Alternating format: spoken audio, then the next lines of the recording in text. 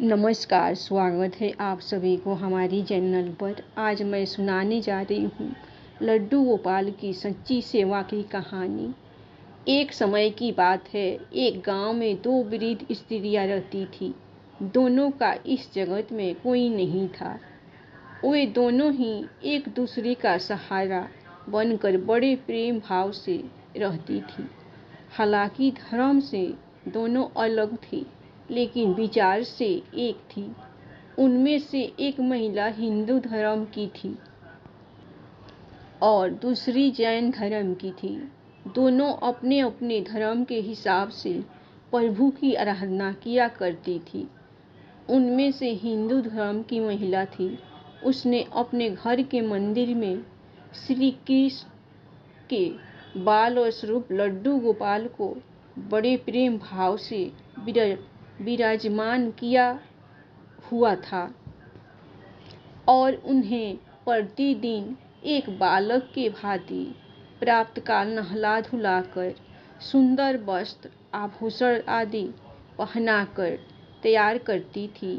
वह उन्हें एक बालक के समान ही मानती थी, इसीलिए कहीं भी बाहर जाती उनके लिए फल खिलौने आदि चीजें लेकर आती थी और प्रेम पूर्वक उनको भोग लगाती थी।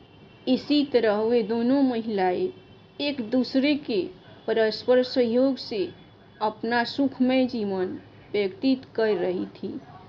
वो दोनों जब पूजा पाठ एवं सभी कामों से मुक्त होती, तब बचा हुआ समय एक दूसरे के साथ सुख दुख बांटते हुए व्यतीत करती थी। कुछ समय बीतने के बाद श्रावण मास में हिंदू महिला को तीर्थ यात्रा पर जाने का अवसर मिला। तब उसने अपनी अति प्रिय उस जैन धर्म की महिला से भी चलने के लिए कहा। चूंकि वृद्धावस्था अधिक होने के कारण वह चलने फिरने में थोड़ी असमर्थ थी, इसीलिए उसने जाने से मना कर दिया और कहा कि मुझे चलने फिरने में परेशानी होगी, इसी कारण तुम्हें भी तीर्थ यात्रा में विघ्न रहेगा। तो वो हिंदू महिला उदास मन से तीर्थ यात्रा पर अकेले ही जाने के लिए तैयार हो गई और जाते वक्त उसने उस जैन महिला से कहा, सखी, मैं एक माह के लिए तीर्थ यात्रा पर जा रही हूँ। मेरे आराध्य श्री कृष्ण बाल स्वरूप लड्डू गोपाल का ध्यान रखना। उन्हें बिल्कुल एक बालक की तरह स्नेह देना। प्रतिदिन स्नान आदि कराकर सुंदर वस्त्र आभूषण पहनाकर भोग लगाना। उस जैन महिला ने सब बातें सुनी और बोली कि हाँ सखी, तुम चिंता मुक्त होकर तीर्थ यात्रा को जाओ। मैं तुम्हारे लड्डू गोपाल का भली भांति ध्यान रखूंगी। इतनी सब बातें बताकर वह महिला तीर्थ यात्रा को निकल गई और जैन महिला ने सारा कार्यभार अपने सानिध्य में लिया और बड़े उत्साह और उमंग के साथ सुबह उठकर खुद नित्य कर्म से निवृत्त होकर लड्डू गोपाल के स्नान की तैयारी में लग गई। उसके बाद जब वो उन्हें लड्डू गोपाल को नहलाने लगी तो वह उस महिला की नज़र लड्डू गोपाल के पांव की तरफ पड़ी तो वह दंग रह गई, क्योंकि उनके पैर मुड़े हुए थे। उसे लगा कि उसकी वजह से उनके पांव टेढ़े हो गए हैं। इसका मुख्य कारण ये था कि उस महिला ने जब भी उन्हें लड्डू गोपाल को देखा था, वस्त्रों एवं आभूषणों से सुसज्जित देखा था। वो इस बात से अनभिज्ञ थी कि लड्डू गोपाल घुटनों के बल पर बैठे हुए थे। उनका बाल स्वरूप ऐसा ही है। वह बहुत परेशान हो गई और सोचने लगी, कि मैं अपनी सखी से क्या कहूँगी। उसने इतने विश्वास के साथ मुझे ये जिम्मेदारी दी थी और मैंने लड्डू गोपाल की देखभाल सही से नहीं की। यह सब सोचकर वह चिंतन में बैठी थी कि उसे याद आया कि उसकी सखी ने कहा था कि लड्डू गोपाल सिर्फ एक प्रतिमा नहीं बल्कि जीवित होते हैं। बस फिर क्या था, उसने निश्चय किया कि दिन प्रतिदिन उनके पैरों की मालिश करेगी और वह दिन में कई बार ऐसा ही करने लगी।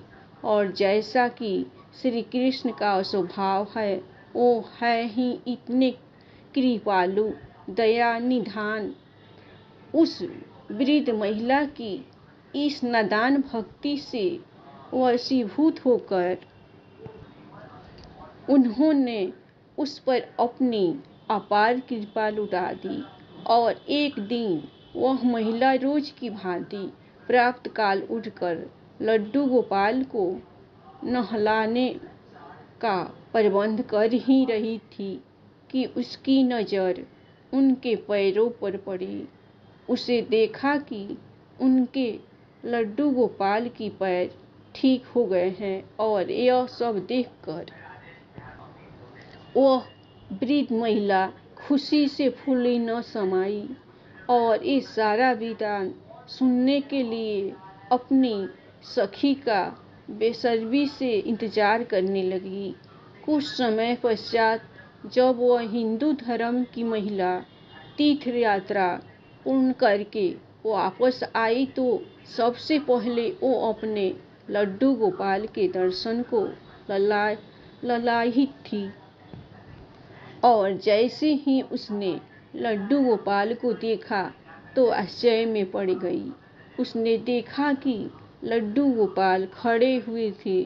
उसने सोचा कि शायद ये उसके लड्डू गोपाल नहीं हैं और अपनी सखी के पास जाकर ये सब पूछा।